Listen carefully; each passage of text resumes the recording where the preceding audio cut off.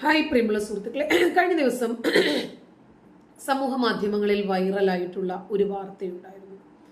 5 മക്കളുടെ അമ്മയായ സിൻഹ ഭർത്താവിനോട് ചില കാര്യങ്ങൾ ആവശ്യപ്പെടുകയും പിന്നീട് അവരത് നേടിയെടുക്കുകയും ചെയ്ത വലിയ ഒരു അനുഭവ സാക്ഷി. കുട്ടികളായില്ലേ, ഇനിയിപ്പോ അവർക്ക് വേണ്ടി ജീവിതം മാറ്റിവെക്കാം എന്ന് ചിന്തിച്ച് ജീവിതം മുന്നോട്ട് കൊണ്ടുപോകുന്ന കോടാനുകോടി അമ്മമാരുടെ ഉമ്മമാരുടെ നാടാണ് ഈ നാട്. പല പ്രശ്നങ്ങളിലും ഉഴറി ജീവിക്കുമ്പോഴും ഡിവോഴ്സ് ചെയ്യാൻ മനസ്സനുവദിക്കാത്തത് മക്കൾക്ക് വേണ്ടി, ജീവിതം അവസാനിപ്പിക്കാൻ തോന്നാത്തത് തോന്നും എന്നാലും അത് ചെയ്യാത്തത് മക്കൾക്ക് വേണ്ടി, അങ്ങനെ മക്കൾക്ക് വേണ്ടി എന്ന് മാത്രം വിചാരിച്ച് ജീവിതത്തിന്റെ എല്ലാ സുഖങ്ങളും സന്തോഷങ്ങളും ഒഴിവാക്കി വെക്കുന്ന ഒരുപാട് മാതാപിതാക്കളുണ്ട്. പലരും ഈ കാരണത്തിന്റെ പേരിൽ തന്നെ അവരുടെ സ്വപ്നങ്ങളും ലക്ഷ്യങ്ങളും ആഗ്രഹങ്ങളും സന്തോഷങ്ങളും അവരുടെ എല്ലാ സുഖ സൗകര്യങ്ങളും അഭിലാഷങ്ങളും ഒക്കെ മാറ്റിവെക്കാറുണ്ട്. പക്ഷേ ഈ സൽഹ എന്ന പെൺകുട്ടി സ്ത്രീ സ്വന്തമായി ഒരു ബിസിനസ് തുടങ്ങുന്നതും LLB എടുക്കുന്നതും എല്ലാം 5 കുട്ടികളുടെ മാതാവായതിനു ശേഷമാണ്. സ്ത്രീ ആയതുകൊണ്ട് മാത്രം, ഒരു മുസ്ലിം സ്ത്രീ ആയതുകൊണ്ട് മാത്രം അവർ നേരിട്ട പ്രയാസങ്ങളെയൊക്കെ അടക്കി വെച്ച് ജീവിക്കാൻ, അത് സഫർ ചെയ്ത് മുന്നോട്ട് പോകാൻ അവർ തയ്യാറായിരുന്നില്ല. പെണ്ണാണെങ്കിൽ എപ്പോഴും അടങ്ങണം, ഒതുങ്ങണം, സഹിക്കണം, ഭൂമിയോളം അവൾ ക്ഷമിക്കണം. ആ തത്വമൊന്നും സൽഹയ്ക്ക് അംഗീകരിക്കാൻ കഴിയുമായിരുന്നില്ല. ലോണുണ്ട്, കടബാധ്യതകളുണ്ട്, സ്വന്തം അധ്വാനത്തിലൂടെ ഒരു വീടുണ്ടാക്കണം, കുടുംബത്തെ നയിക്കണം. സൽഹ അതെല്ലാം സാധിച്ചെടുത്തു. ഒരു വീട്ടമ്മയോ സംരംഭകയോ മാത്രമല്ല, ഇന്ന് സൽഹ ഒരു നിയമ വിദ്യാർത്ഥി കൂടിയാണ്.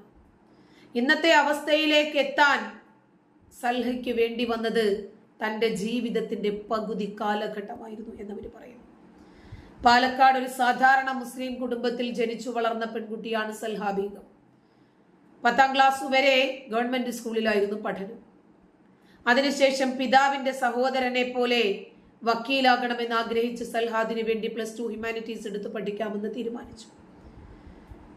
പക്ഷെ ആ സമയത്താണ് അവരെ കൊണ്ടെത്തിച്ചത് അറബി കോളേജിന്റെ പടിവാതിൽക്കലായിരുന്നു. അറബിയും ഇംഗ്ലീഷും മാത്രം പഠിക്കേണ്ടി വരുന്ന അവസ്ഥ. LLBയും വക്കീലും എല്ലാം സ്വപ്നങ്ങൾ മാത്രമായി മാറി. അറബി ടീച്ചർ ആവാനുള്ള പഠനം തുടങ്ങി. മതപരമായ വിഷയങ്ങൾ മാത്രമാണ് അവിടെ പഠിപ്പിച്ചിരുന്നത്. തന്നെയുമല്ല, ആകെ പഠിക്കാൻ കിട്ടിയിരുന്നത് ഇംഗ്ലീഷ് മാത്രമാണ്, ഒരു അതർ സബ്ജക്റ്റ്. ഇത് തന്നെ ആയിരിക്കും എൻ്റെ വിധി. പഠനം മുമ്പോട്ട് പോയി. കോഴ്സ് പൂർത്തിയായ സമയത്ത് അപ്രതീക്ഷിതമായ ഒരു വിവാഹാലോചന. 18 വയസ്സ് കഴിയട്ടെ, മോള് പഠിക്കട്ടെ എന്നൊക്കെ ചിന്തിക്കുന്ന ഒരു പുരോഗമന ചിന്താഗതിക്കാരനായിരുന്നു സൽഹയുടെ പിതാവ്. പക്ഷേ വീട്ടുകാരും കുടുംബക്കാരും ഒക്കെ ആലോചിച്ച് സമ്മർദ്ദത്തിലാക്കി ആലോചിച്ചപ്പോൾ ആ വന്ന ആലോചനയുമായി മുമ്പോട്ട് പോകാൻ പിതാവും തീരുമാനിക്കും. സൽഹ പറയുന്നു, എനിക്കത് 17 വയസ്സും 2 മാസവും പ്രായം.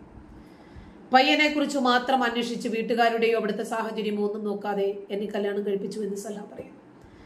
എല്ലാം പെട്ടെന്നായിരുന്നു. 20 ദിവസത്തിനുള്ളിൽ കല്യാണം.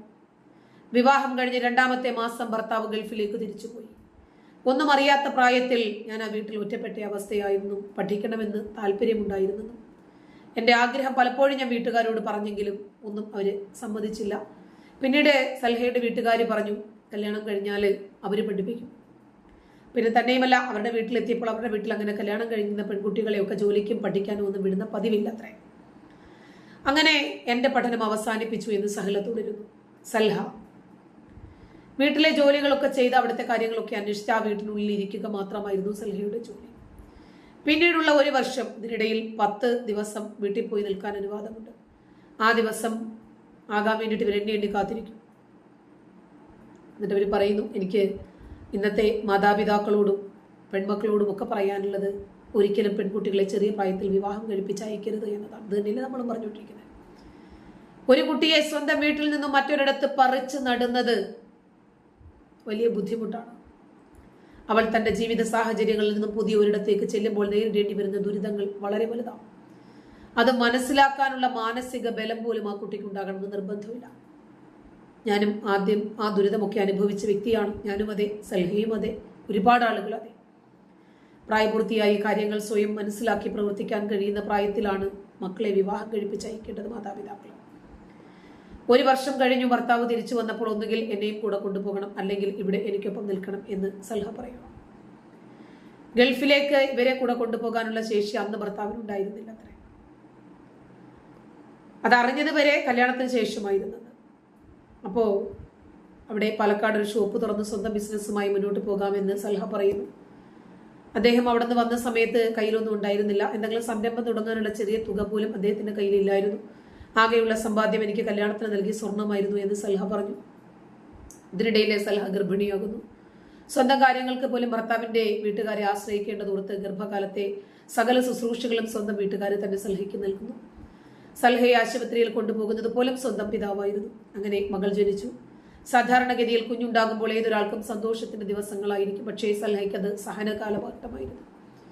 ഒരു കുഞ്ഞിനെ പരിപാലിക്കാനുള്ള ആരോഗ്യം തീരെയില്ലാത്ത ആ സമയത്ത് ഒരുപാട് കഷ്ടപ്പെട്ടു ഈ പെൺകുട്ടി. അതിനോടൊപ്പം തന്നെ വീട്ടുജോലി. ആ സമയത്ത് സ്വന്തമായിട്ടൊരു കട തുടങ്ങി. കുഞ്ഞിന് കിട്ടിയ സ്വർണം പോലും വിറ്റ് ബിസിനസ്സിന് വേണ്ടുന്ന തുക കണ്ടെത്തി. അങ്ങനെ സാമ്പത്തികമായി അങ്ങേയറ്റം ഞെരുക്കത്തിലൂടെയായിരുന്നു കടന്നുപോയിരുന്നത്. ഇതിനിടയിൽ 2ാമത്തെ മകൻ ജനിക്കുന്നു.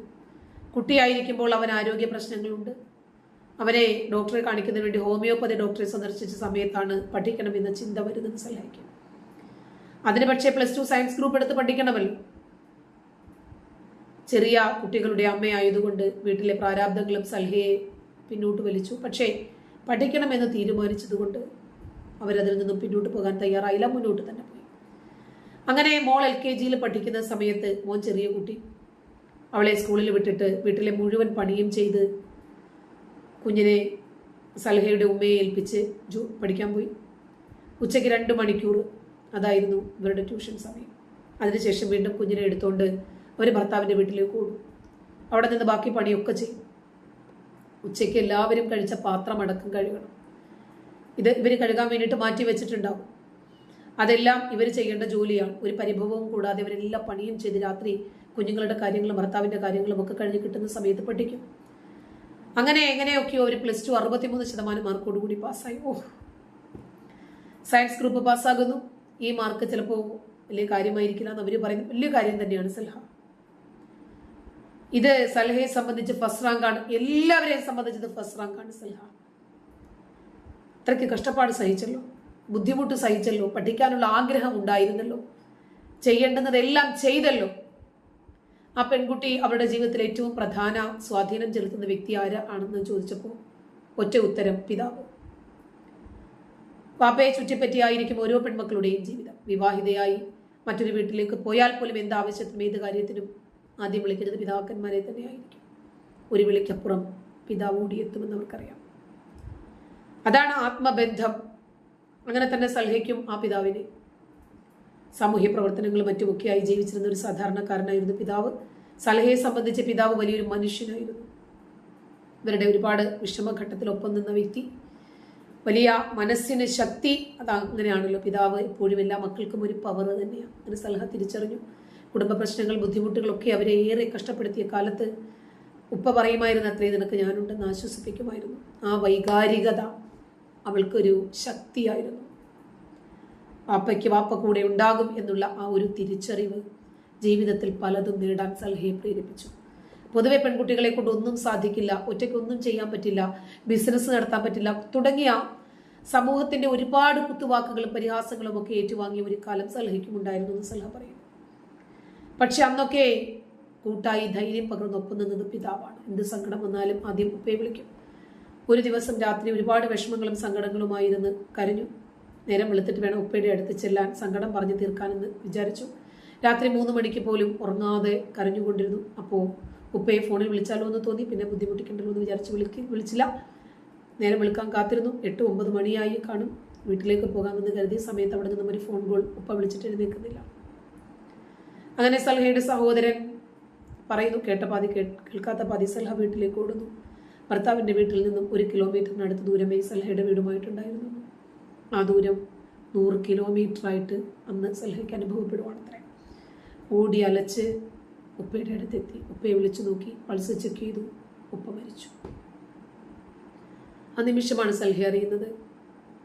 പിന്നെ ഒരു മരവിച്ചിരുന്നു. പിതാവിൻ്റെ കണ്ണുകൾ തിരുമ്മി അടയ്ക്കുന്നത് സൽഹയാണ്. കാലുകൾ കൂട്ടിക്കെട്ടിയതും എല്ലാം സൽഹയാണ് ചെയ്യുന്നത്. എവിടെ നിന്നാണ് ധൈര്യം കിട്ടിയതെന്ന് ചോദിച്ചാൽ എനിക്കറിയില്ല എന്ന് പെൺകുട്ടി പറയുന്നു. വലിയ ഷോക്കായി. ആരോടും പങ്കുവയ്ക്കാൻ പറ്റാത്ത, പുറത്ത് പറയാനാകാത്ത ഒത്തിരിയേറെ പ്രശ്നങ്ങളും സങ്കടങ്ങളും നിറഞ്ഞ സമയത്ത് പിതാവും പോയി അകത്തകർന്നു. ഇവരുടെ പെരുമാറ്റവും മറ്റുമൊക്കെ കണ്ട് ഉമ്മ ആശുപത്രിയിൽ പോകാമെന്ന് പറഞ്ഞു. കാരണം മാനസികമായി തകർന്നു. കാൽച്ചുവട്ടിലെ മണ്ണ് മുഴുവൻ ഒലിച്ചു പോയിക്കൊണ്ടിരിക്കുന്ന ഒരു സമയമായിട്ട് സൽഹയ്ക്ക് അതിനെ അനുഭവപ്പെട്ടു.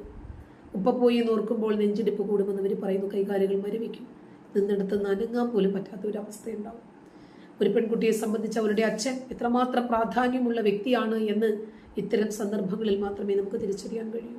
പിതാവ് മരിച്ചു. സൽഹയുടെ ജീവിതം തിരിച്ചു പിടിക്കണമെന്ന് ഉറച്ച തീരുമാനത്തിൽ സൽഹ ഇറങ്ങി തിരിച്ചു. അതുവരെ ഭർത്താവും കുട്ടികളും മാത്രമായിരുന്ന ലോകത്ത് നിന്നും തനിക്ക് വേണ്ടി കൂടി കുറച്ച് സമയം കണ്ടെത്തണമെന്ന് സൽഹ തീരുമാനിച്ചു.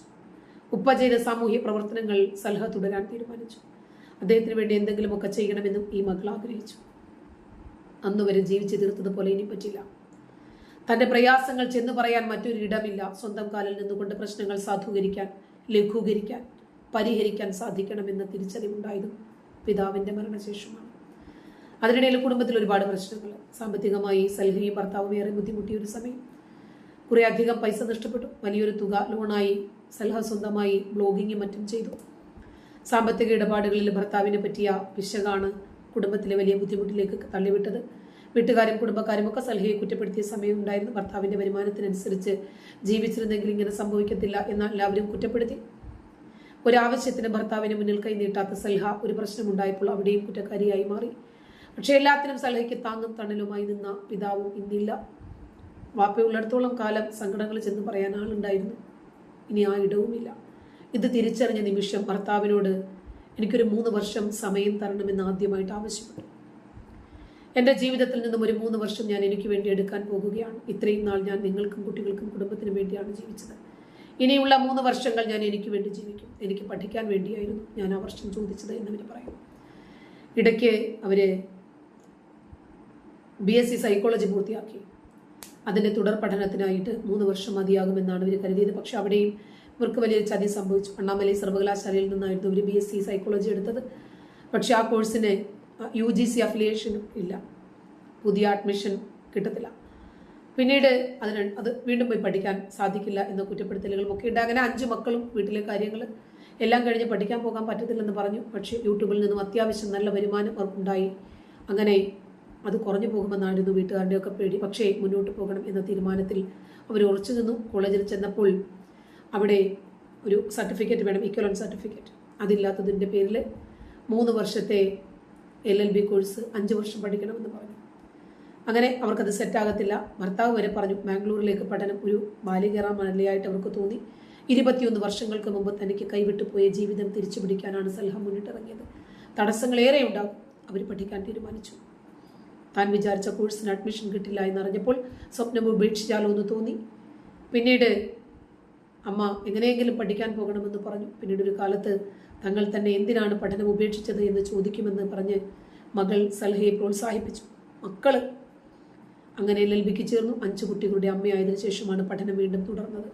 തനിക്ക് സാധിക്കുമെങ്കിൽ ആർക്കും സാധിക്കുമെന്നും സൽഹ കൂട്ടിച്ചേർത്തു. നല്ല മകളായി, നല്ല മരുമകളായി, നല്ല ഭാര്യയായി, നല്ല അമ്മയായി ജീവിക്കാൻ വേണ്ടി. ഇന്ന് നിങ്ങൾ എന്തെങ്കിലുമൊക്കെ വേണ്ടെന്ന് വയ്ക്കുന്നുണ്ടെങ്കിൽ, നിങ്ങളെ തന്നെ മറന്നു പോകുന്നുണ്ടെങ്കിൽ, പിന്നീട് ഒരിക്കലും ആരും നിങ്ങൾക്ക് കപ്പൊന്നും ചോദിക്കില്ല, ഒന്നും കൊണ്ടു തരില്ല. അവിടെ തോൽക്കുന്നത് നിങ്ങൾ മാത്രമായിരിക്കും. തോറ്റ ജീവിതത്തിൽ ആരും കൂട്ടിനുണ്ടാകില്ല. ഇന്നത്തെ കഷ്ടപ്പാടുകൾ നാളത്തെ വിജയമാണ് എന്ന് സൽഹ തന്നെ ലോകത്തിനു മുമ്പിൽ ഒരു പാഠമല്ല, ഒരു പാഠപുസ്തകമായി എഴുന്നേറ്റ് നിൽക്കുവാണ്. ജീവിതത്തിൽ നമ്മൾ പ്രതീക്ഷിക്കുന്നതല്ല പ്രശ്നങ്ങൾ, അതിനേക്കാളേറെ ഒരുപാട് പ്രശ്നങ്ങൾ നമ്മൾ അഭിമുഖീകരിക്കേണ്ടി വരും. ഇതും സഹിച്ച് ജീവിതം നരകതുല്യമായി മുന്നോട്ട് കൊണ്ടുപോകണം. അതോ പരിഹരിച്ച ആ ജീവിതം എങ്ങനെ സ്വർഗമാക്കണമെന്ന് തീരുമാനിക്കണം. നമ്മളാണ് തീരുമാനിക്കേണ്ടത്. നന്ദി.